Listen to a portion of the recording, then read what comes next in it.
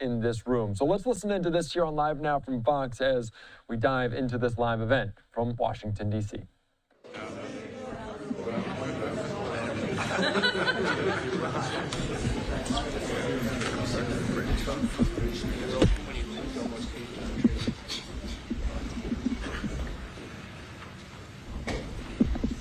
Well, thank you very much, everybody. It's an honor to have the Prime Minister of Canada, Mark Carney, who I have made very popular. He's an extremely popular Prime Minister, and I'm very honored to do it because I liked him. Right from the beginning, I've liked him, and we've had a good relationship. We have some natural conflict, but we will probably work that out. But we've had a very strong relationship, and your hosting of the various countries that showed up, that was a beautiful job you did, and I appreciate it very much. We're going to be talking about trade. We're going to be talking about a lot of different things. We'll certainly be talking about Gaza. We're in very serious negotiations to, I guess you could say, depending on the way you count, 3,000 years. You could say 500 years. You could say, but it's been raging for a long time.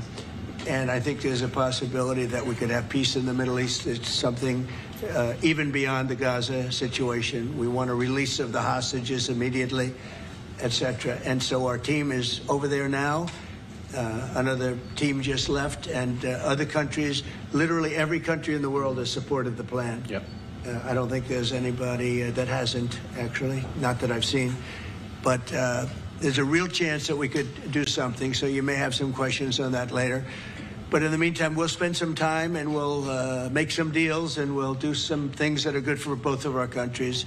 And Mark, it's an honor to have you. Thank you very much. Thank you very much, Mr. President. If I may, you kindly hosted me and some of my colleagues a few months ago, and I said at the time, you are a transformative president. And since then, the transformation in the economy, unprecedented commitments of NATO partners to defense spending, peace from India, Pakistan through to Azerbaijan, Armenia, disabling Iran as a force of terror, and now, and I'm running out of time, but this is in many respects the most important. The merger of Canada and the United States. That wasn't where I was going. On this solemn day of commemoration of the horrific attacks of October 7th, for the first time in decades, hundreds of years, thousands of years, this prospect of peace that you've made possible. Canada stands foursquare behind those efforts, and we'll do whatever we can to support them. Very nice. Yeah. Thank you, Mark, very much. Any questions? What would it take for you to drop or lower your tariffs on Canadian sectors, including aluminum and steel? Well, we're going to be talking about that with the Prime Minister. We'll be talking about tariffs. We'll be talking about a lot of that, but that's for a little bit later on. I want to just acknowledge our great ambassador. Is he doing a good job? He's doing a good job. Otherwise, I'll get him out of there so fast. No, you have a good one. Is it the White House's position that furloughed workers should be paid for their back pay? I would say it depends on who we're talking about. I can tell you this, the Democrats have put a lot of people in great risk and jeopardy, but it really depends on who you're talking about. But for the most part, we're going to take care of our people.